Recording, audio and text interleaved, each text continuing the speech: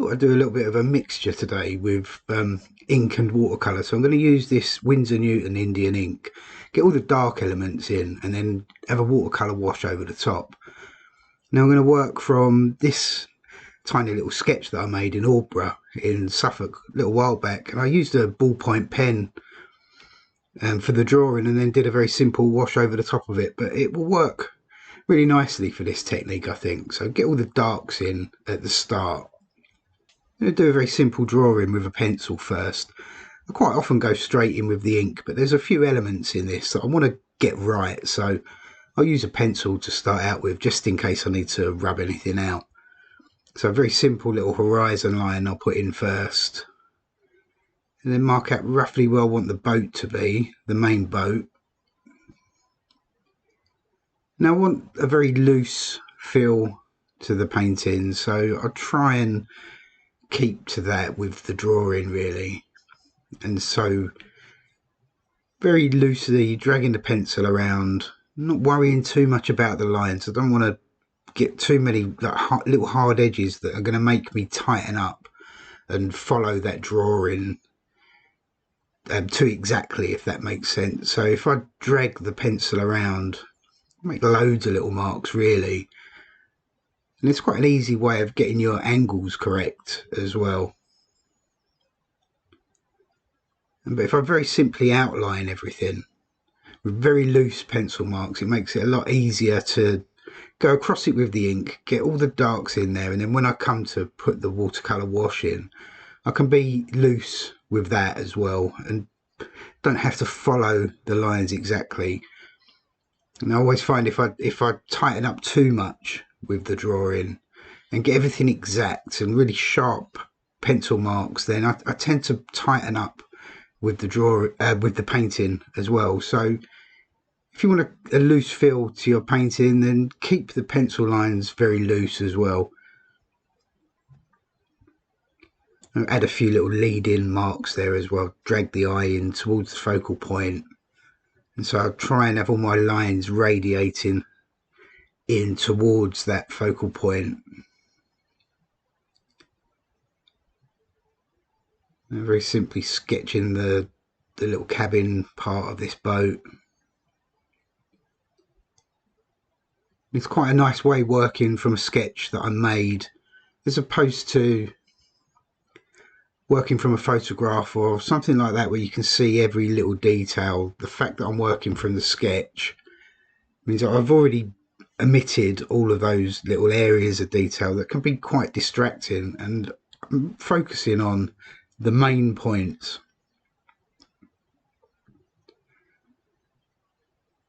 And there's a little fella there walking off into the distance, going about his day's work. I'll pop him in there for a little bit of scale. And again, a few little marks across the beach.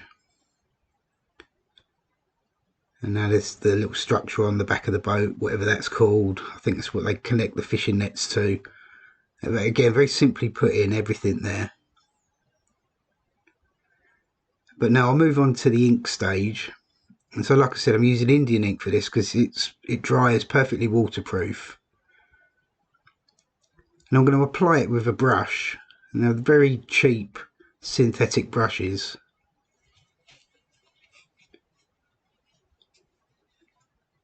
And so pick up some ink onto the brush, and then I use a little bit of paper towel to blot it. So I haven't got too much, I don't want it puddling and getting too much on in one go. So I'll start with this roof shape and connect the window into that.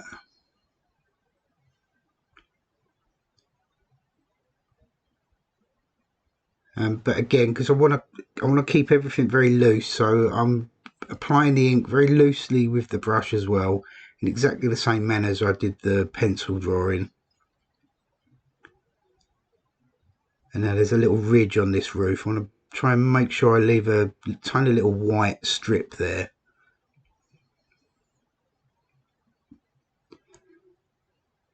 Now the roof's quite dark in my sketch, so I'm going to stick to that. I'm going to keep it fairly dark. So this is on the shadow side, so we're looking in towards the sun. So really everything facing us is in shadow.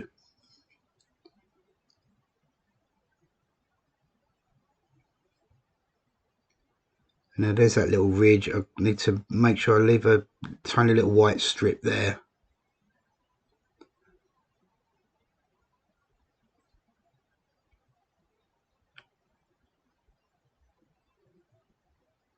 So I'm putting the ink in quite dark, but I'm making sure I don't cover up everything on this roof. I want to leave a couple of little bits shining through, tiniest little bits of light catching on some of the tiles. And so I'm using the brush to put some ink on and then dipping into a tiny little bit of water and dragging that around.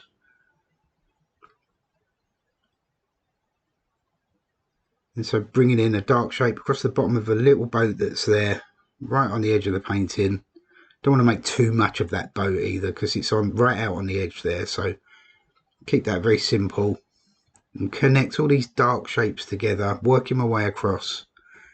And again, a little bit of dark across the bottom of that boat there. Can put in a few of those little lead-in lines. And now a very simple little silhouette of the figure. Tiny little dot for the head, and then bring down a kind of like a rectangle shape for the body and a couple of little pins down in for the legs. And now again, have a few marks coming out of the building, connecting into that figure. Maybe there's a little ladder or some planks or something leaning up against the big boat. And again, connect all that together. I want all these dark shapes to connect all the way across the painting. And so that little structure on the back of the boat in now. Again, very simple. And the little radar thing on the top of the boat.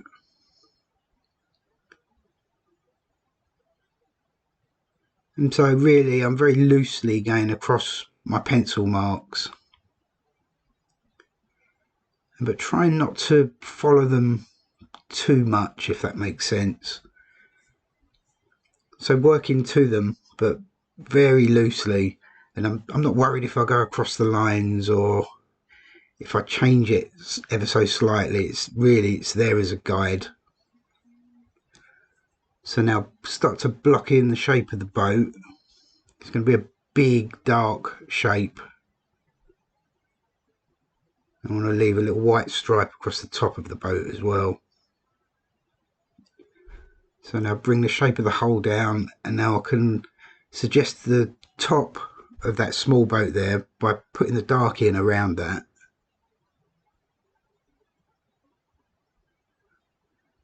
And so I'm pretty much entirely blocking the shape of this boat. I can leave a couple of little light areas.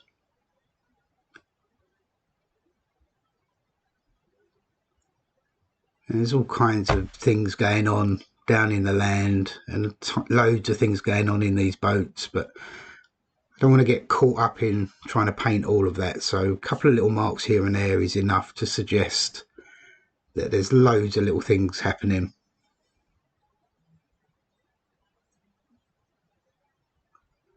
Again, a couple of little calligraphic marks down in the land as well, suggesting the stones and the little bits of foliage and grasses and things that are going on.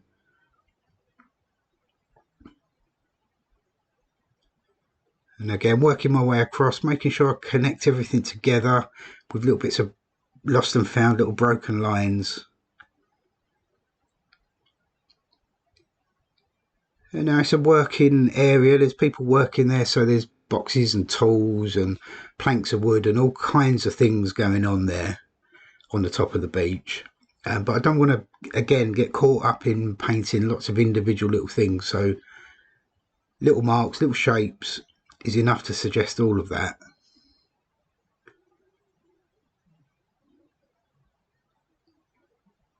Now I've got to be careful I don't get too many hard edges around the cabin there and across the roof of the cabin.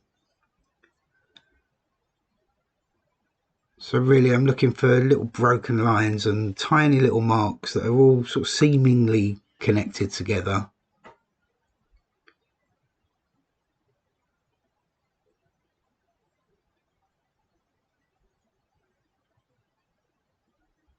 And again, get a few more little dark shapes and just tiny little dots and dashes, little bits and pieces.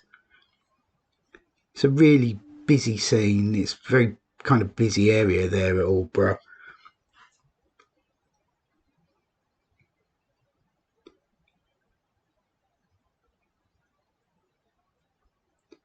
Now I'm working around, trying to see if I need to put any more little marks in. I'll suggest the top of the sea as well, with a tiny little line, little broken line. And that's going to help to have a connection, or a separation I should say, between the sky and the sea. I'll drag some little shadow areas, a little bit of texture in this building as well, and a little boat shed. It's almost using dry brush with that really, in a way, with the ink, because barely any ink left in the brush, so I can drag that around and get little broken marks. But that's it, I think, for the ink stage, so I need that to be fully dry. I'm going to move on to the painting stage now. The ink's fully dry, and you have to make sure that it is perfectly dry to the touch. If there's any moisture left at all in that ink, as soon as you put the watercolour wash on, it will start to run, and we don't want any of that happening. So I've picked up some blue, just a little bit of French Ultra, and I'll drag that into the sky.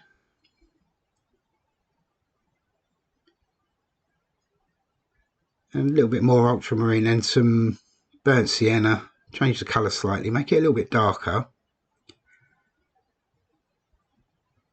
And now I have to make sure at this stage, putting the paint on, that I keep it as loose and as free as the drawing is. There's no point in doing a very loose drawing and then adding a very tight painting over the top of it. And now really 90% of the work has already been done in all that drawing. So I can be very carefree almost with this stage. So I've got some raw sienna as well and some burnt sienna all mixed together, and I'm dragging that in, allowing all these little areas to touch. And I don't mind if I get a few little runbacks and blooms and cauliflowers happening in the sky, as long as it's not too big. I don't mind any of that. It's going to create a bit of interest really. Go quite dark now with some more French Ultra, burnt sienna, keeping it slightly on the bluer side. I can drag some of that across,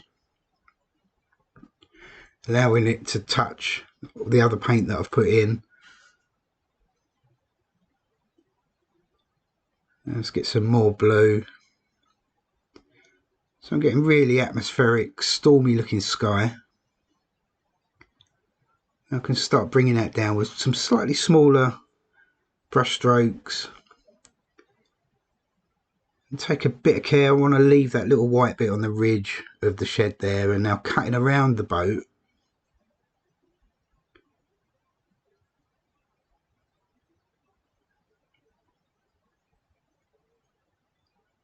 Tiny little bit more blue. Start bringing that all the way down now to the edge of the sea, all the way down to the horizon. But again, keeping the brush strokes very quick, very loose.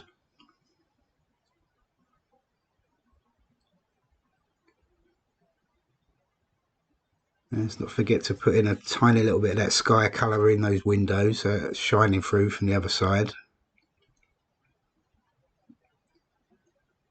And now that's the sky done, so I can leave that alone, allow it to do its thing, let it soften and dry on its own naturally. And hopefully all those little magical things will happen. Like I said, I don't mind if a few little runbacks happen. It all adds to the interest. But I'll get a bit of colour now in the beach. So I've got some burnt sienna, a little bit of raw sienna. And again, working very quickly using the mop brush. And laying that paint in, pretty much following those directional lines that I've suggested with the ink drawing.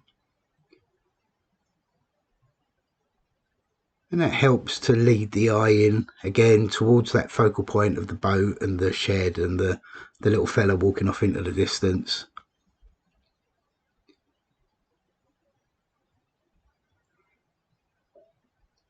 There's a little bit of green in the palette there from another painting. I could drop some of that in as well, suggest some of that little scrubby areas there.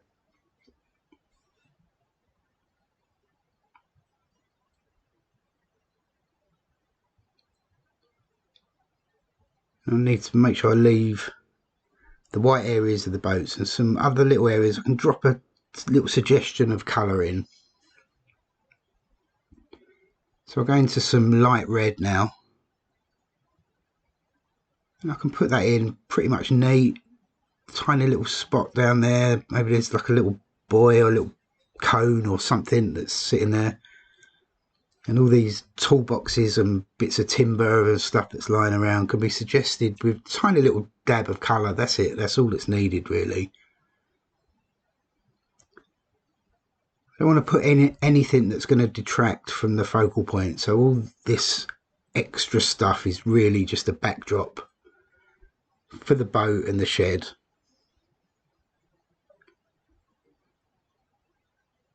So tiny little marks, little dabs to suggest the shingly beach.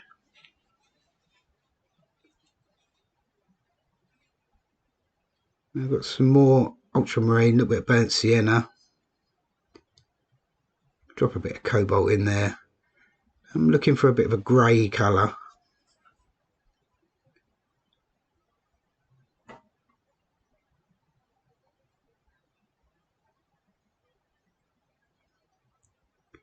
I think that's about right, and I can just lay that straight in over the top of the roof.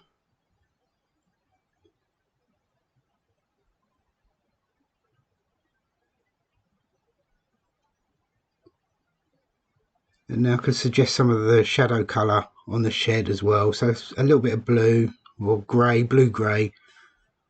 And I'll cut around that boat.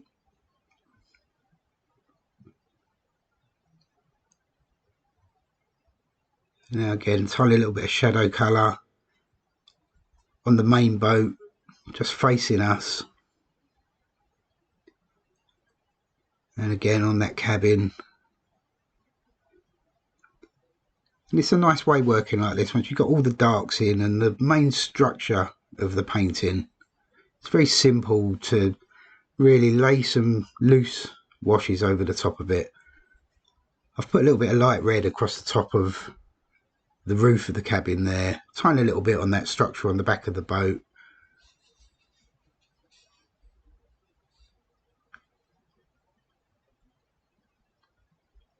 And now just a little bit of the brown that's in the palette there for the boat on the edge of the painting. I don't want to make that too bright or stand out too much. And a little bit of blue across the small boat there in the middle. And a tiny little bit of darker paint towards the bottom of it for the shadowy sort of area there. And just drop a little bit of grey paint here and there as well on the side of that shed.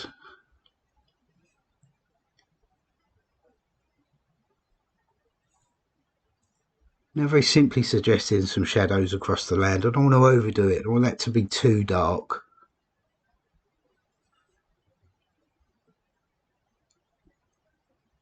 I pick up a little bit of cerulean and I'm going to mix that in with that little bit of greeny brown paint in the palette there to tone it down a touch. I'm looking for a sea colour and I think that's about right really. And now again in one go lay that straight in.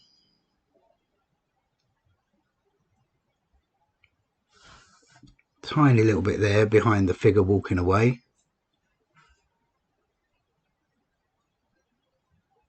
Okay, I've dried that completely now and I think I need a few tiny little areas of shadow on the big boat, a little bit underneath the roof on the shed.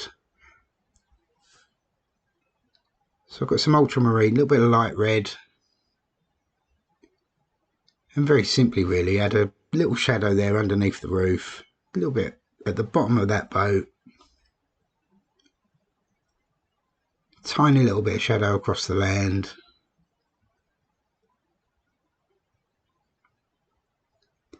Don't have to be too literal about it at all really.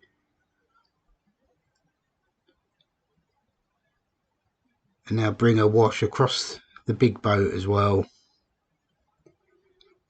just to cover up any of the little white areas that I've left behind on this side. Like I said, it's all in the shadow, this side of everything really, so don't want anything too glaring, standing out too much.